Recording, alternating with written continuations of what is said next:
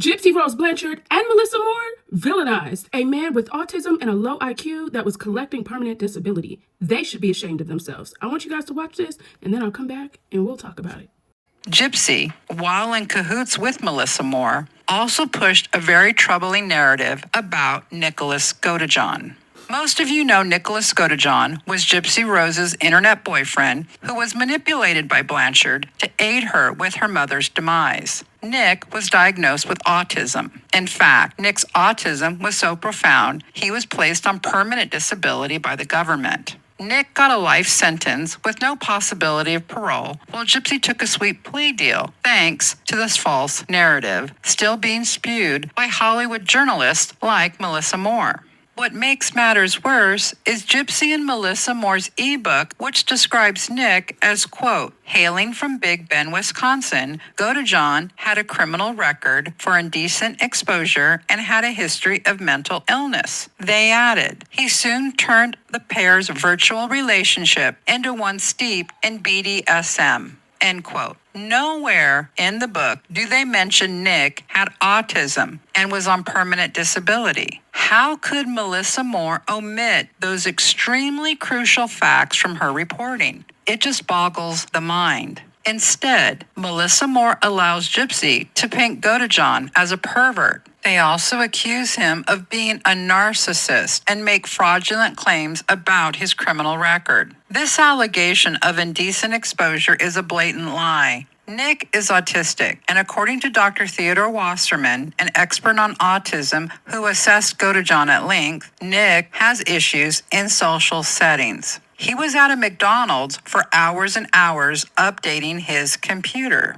Long story short, at some point, he watched some sexual videos. A manager saw it and called the cops. The outcome? Well, the cops said Nick admitted he had watched some inappropriate videos, and yes, he had been loitering for hours. He also had a pocket knife on him. He was charged with disorderly conduct and carrying a concealed weapon, not indecent exposure. The cops checked out his computer's watch history and didn't find anything alarming. They let him go that same day. It wasn't that big of a deal.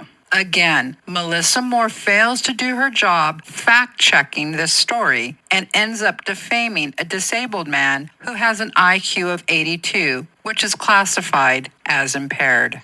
This is exactly how Gypsy was able to get credibility with the mainstream media coming out of prison. This so-called investigative journalist, Melissa Moore, had vetted Gypsy, had even co-authored a book with her. The mainstream media took that as proof that everything Gypsy said was truth. And according to Gypsy and Melissa Moore, Nick was this big, bad, aggressive monster, and Gypsy was this frail, virginal girl who he took advantage of. The fact that Melissa Moore is an investigative journalist, and she would villainize a man with special needs, but praise the woman that unalived her mom for sausage, it makes you look at Melissa Moore a whole lot different.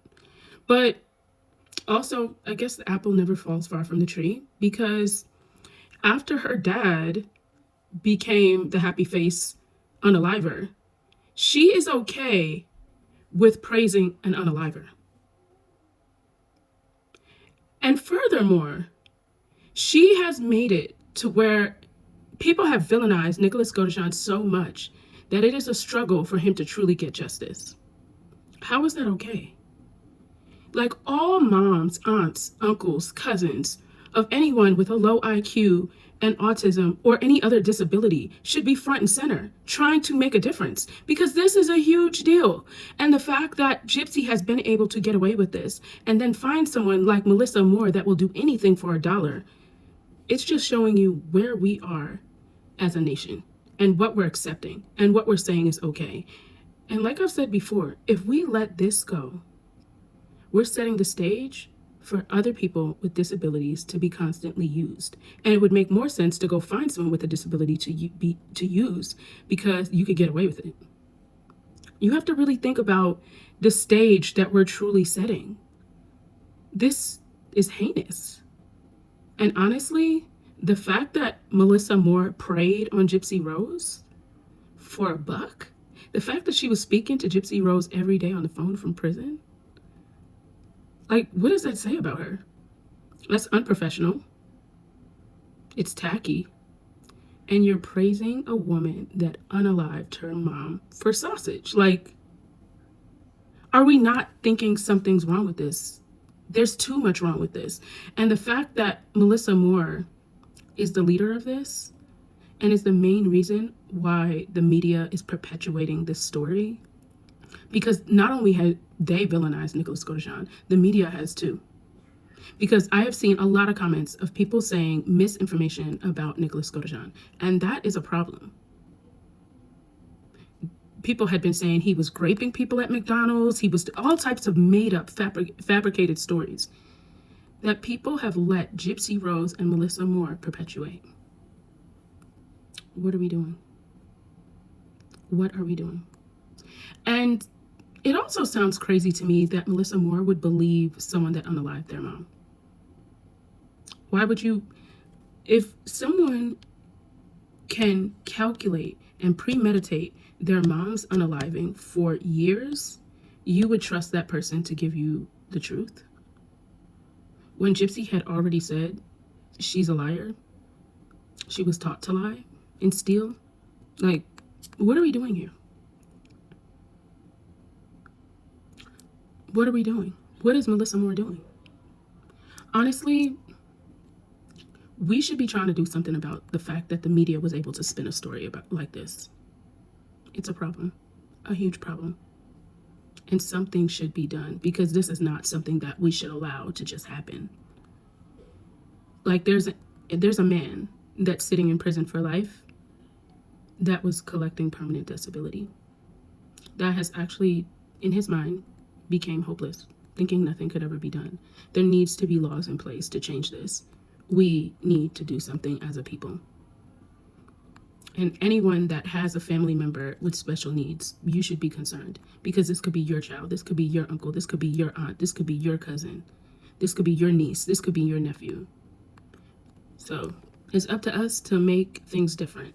And the last shot that he has is the Supreme Court. And the one thing I do know about the Supreme Court is that anything that's going to bring change to laws or the way things are done, they're willing to take on those cases.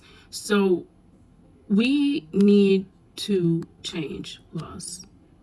People with disabilities, especially someone that's collecting a check for permanent disability, that shouldn't be taken lightly, and that should not have been disregarded in the court of law.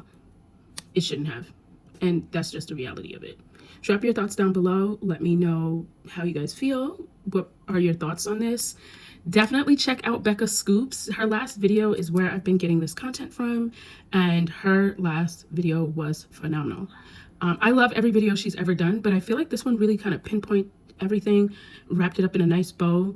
And if you just show this video to one person and they can make a difference within the media, like, I feel like this would be the video to show. I hope you guys have a great day. Bye bye for now.